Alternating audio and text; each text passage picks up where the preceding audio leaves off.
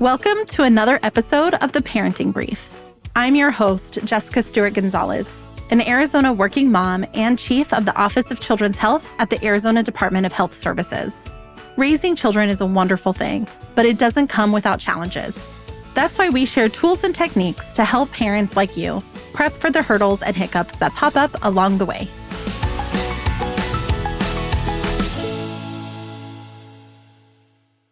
Thank you for joining me on this episode of The Parenting Brief. Some of the challenges of having a little one can start before they're even born, during pregnancy. Most pregnant people can expect to feel some discomfort, but it's important to know the difference between what's normal and a more serious complication. Today, we're talking about gestational diabetes, which can develop when someone is pregnant. Our guest today walks us through how this condition can develop, what it means for pregnant people, and more. All of that is up next.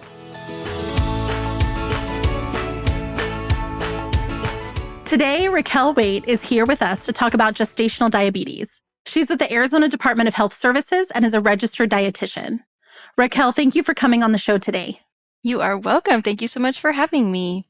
So let's start off by just talking about what is gestational diabetes and why does it occur?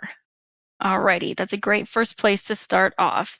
So first of all, I did want to say that there are a couple different ways that diabetes can develop. So if what we're talking about doesn't sound like you or someone you know, you might have a different type of diabetes. The simple definition of gestational diabetes is when there is too much sugar in someone's blood during pregnancy. And to understand how that happens, you kind of have to talk a little bit about how your body works first. So anytime you eat foods that contain carbohydrates, your intestines will actually break those down into the smallest possible pieces of sugar, which are called molecules, and then they get absorbed into your bloodstream and sent out for your cells to pick up and use as energy. You have a hormone that's called insulin, and that will tell the cells in your body to pick up the sugar and use it as energy. So something that happens normally during pregnancy around the late second trimester, early third trimester, is that you become a little bit insulin resistant. And what that means is that the cells in your body don't hear the message that insulin is sending quite as clearly, and they don't pick up the sugar as readily. Most of the time, that is normal and it doesn't really cause any problems. It actually can help the baby get more sugar so they can put on the pounds that they're putting on in late pregnancy. However, sometimes that can go a little bit too far and your cells aren't picking up enough sugar, and that is when it develops into gestational diabetes. And what are some of those signs or symptoms if somebody has gestational diabetes? That is a great question. And one of the weird things about gestational diabetes is most of the time there aren't any signs and symptoms, which is why it's so important to go and get tested because you could have it and never know. So then what happens, or what is that risk then of not finding out? So to the pregnant person, you are at higher risk of having high blood pressure during pregnancy and preeclampsia during pregnancy if your gestational diabetes goes untreated. You may also have a more difficult birth or have to have a C-section. And long-term, you're at increased risk of developing type 2 diabetes in the future. There are some risks to the baby as well. And those could include the baby being born too large because they're picking up all that extra sugar that you're not absorbing. They might be born preterm. They might have low blood sugar at birth because they're used to being pumped with sugar and suddenly it's gone. They might have difficulty breathing at birth. And they might also develop diabetes in the future. And unfortunately, having untreated gestational diabetes also increases your risk of stillbirth. And how does one find out? Since there's no real signs or symptoms, but there are all of these risks, how does somebody find out if they do have gestational diabetes? It's really important to go to a healthcare provider during your pregnancy as soon as you know you're pregnant, because then they can get you tested. So most of the time, women are tested around weeks 24 to 28 in pregnancy because that's when gestational diabetes typically develops. However, if your healthcare provider feels that you're at an increased risk of developing diabetes, they might test you a little bit earlier, just because usually the earlier you catch it, the better. Okay, so what then does, if somebody is tested, they find that they have gestational diabetes, is there anything that can prevent that? So the answer to that one is kind of. Since gestational diabetes, how it develops is so complicated, experts don't completely understand why some people get it and why some don't. However, there are some things you can do to decrease your risk of getting it. And that's basically just having an overall healthy lifestyle before pregnancy, during pregnancy, and after pregnancy. So having a really well-balanced diet, plenty of fruits and vegetables, healthy fats, lean proteins, whole grains, all that good stuff for your body to absorb and have healthy nutrients.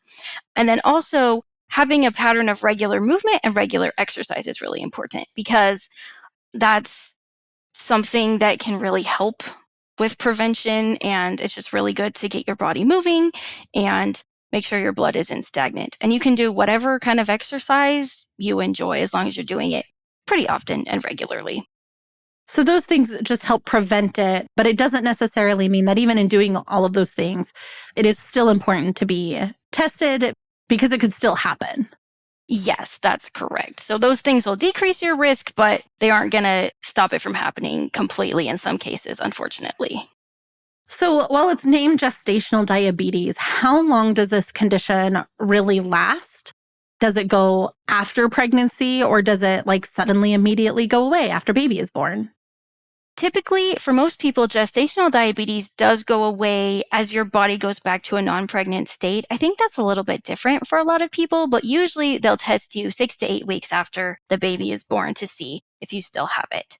For most people, it does go away, but for some people, it doesn't. And then it's classified usually as type 2 diabetes instead of gestational diabetes, because it's diabetes that's continuing after pregnancy. Is there anything about gestational diabetes that you would want our listeners to know that I did not ask? Gestational diabetes can be really scary, especially if you think about the risks and the potential complications. That's kind of terrifying. But the good thing is it's really treatable.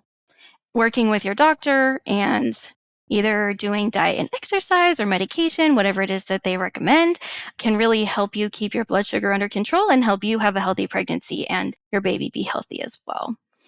Something else that is interesting is that there is a positive impact on those who have had gestational diabetes if they choose to breastfeed. So if you're not able to breastfeed, totally fine. But if you have had gestational diabetes and you breastfeed, then that actually decreases your insulin resistance after birth, helps your body kind of get back to that pre-pregnancy state faster. And it also decreases your risk of future gestational diabetes or type 2 diabetes. And it also helps your baby grow at a healthy rate, and that can help them be at less risk of developing type 2 diabetes in the future as well.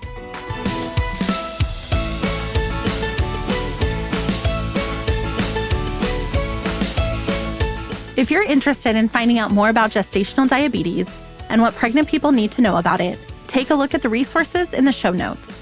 And while you're there, follow the show on this podcast player so you'll know each time we put out a new episode. Also, if there's anyone in your life who is pregnant or planning to become pregnant, please send this episode to them so that we can keep the conversation going. Until next time, this is Jessica. You've got this.